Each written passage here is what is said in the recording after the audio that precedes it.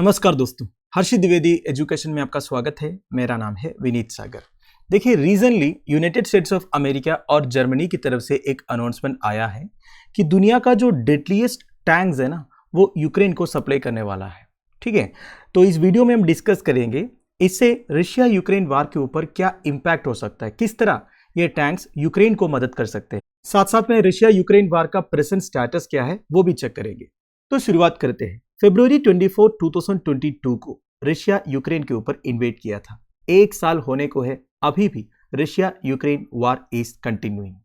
वैसे देखा जाएगा तो इधर एक प्रोक्सी वार जैसा चल रहा है दोस्तों, क्योंकि यूक्रेन को सामने खड़ा करके जितने वेस्टर्न कंट्रीज हैं, मेजोरिटी ऑफ यूरोपियन कंट्रीज हैं, वो रशिया के साथ लड़ रहा है। वैसे यूक्रेन के पास इतने आर्म्स, अम्यूनिशंस एंड मिलिट्री इक्विपमेंट्स नहीं है रशियन फोर्सेस के साथ लड़ने के लिए, इसलिए European countries and western countries जो है यूक्रेन को मदद कर रहा है। ऑलरेडी बिलियंस ऑफ डॉलर्स का इक्विपमेंट यूक्रेन में पहुंच चुका है, ये बात आपको मालूम है दोस्तों। तो मेजर कंट्रीज कौन कौन सा है दोस्तों जो यूक्रेन को मिलिट्री एड प्रोवाइड कर रहा है? उसमें United States of America top में है। 27.4 बिलियन यूएस डॉलर्स का इक्विपमेंट ऑलरेडी यूक्रेन को मिल चुका है। फिर United Kingdom, Poland, Germany, Canada, Norway, Denmark, Latvia, चेक रिपब्लिक एंड स्वीडन। इसके अलावा आजकल देखा जाएगा तो बहुत सारे कंट्रीज यूक्रेनियन सोल्जर्स को ट्रेनिंग भी प्रोवाइड कर रहा है। जैसे कि आपने रीजनली सुना होगा, ऑस्ट्रेलिया जो है यूक्रेनियन सोल्जर्स को ट्रेनिंग दे रहा है यूनाइटेड किंगडम में।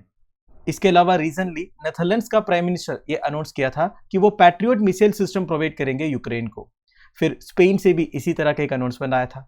तो इतने सारे मिलिट्री एड मिलने के कारण अभी तक रशियन फोर्सेस यूक्रेनियन फोर्सेस को कंप्लीटली डिफीट नहीं कर पाया।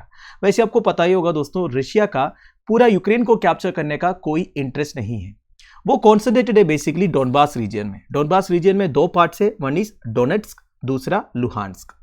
ये रीजन में ऑलरेडी सेपरेटिस्ट मूवमेंट चल रहा था, उन्हें बेसिकली ऑटोनॉमी चाहिए यूक्रेन से, और ये सेपरेटिस्ट मूवमेंट को बेसिकली सपोर्ट मिल रहा था रशिया से, अभी भी है। वैसे देखा जाएगा तो आज की डेट में रशियन फोर्सेस काफी एडवांस हो चुका है, जैसे कि आप इस मैप में देख ही सकते हैं, और यूक्रेन का अलग अलग रीजन्स में स्ट्राइक्स भी हो चुका है। तो कुल मिला के जिस हिसाब से यूक्रेन को आजकल मिलिट्री एड प्रोवाइड हो रहा है, उससे यही लग रहा है कि ये जो वार है जल्दी खत्म नहीं होने वाला है। तो यूनाइटेड स्टेट्स ऑफ अमेरिका ने अनाउंस किया है कि वो 31 M1 एब्राम्स टैंक सप्लाई करेंगे, और जर्मनी ने अनाउंस किया है कि वो 14 लेपर्ड 2 टैंक्स सप्लाई करेंगे।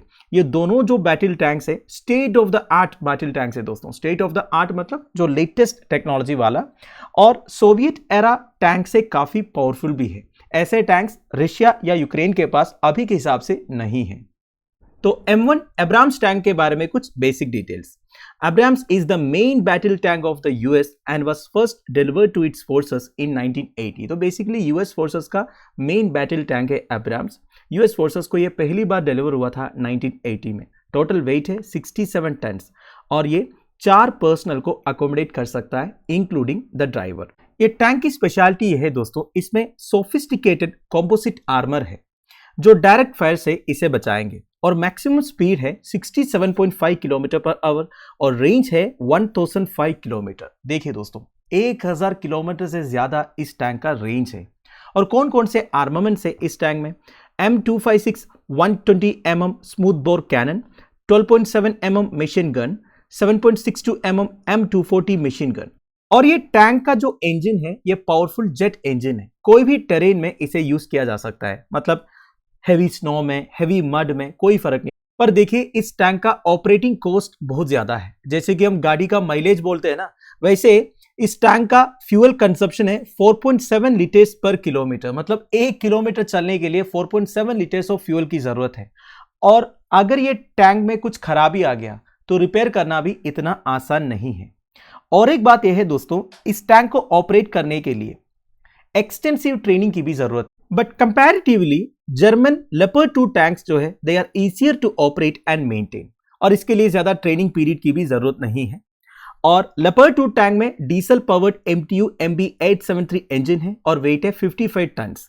इसमें भी काफी सारे आर्मामेंट्स है, जैसे कि 120 mm स्मूथ बोर कैनन और fully digital fire control system वगैरह। अब हम डिस्कस करेंगे क्या ये टैंक्स का इंडक्शन से रशिया यूक्रेन वार के ऊपर कोई इंप्लीकेशंस होगा, या फिर क्या ये टैंक्स यूक्रेन को एक एडवांटेजियस पोजीशन में डालेगा।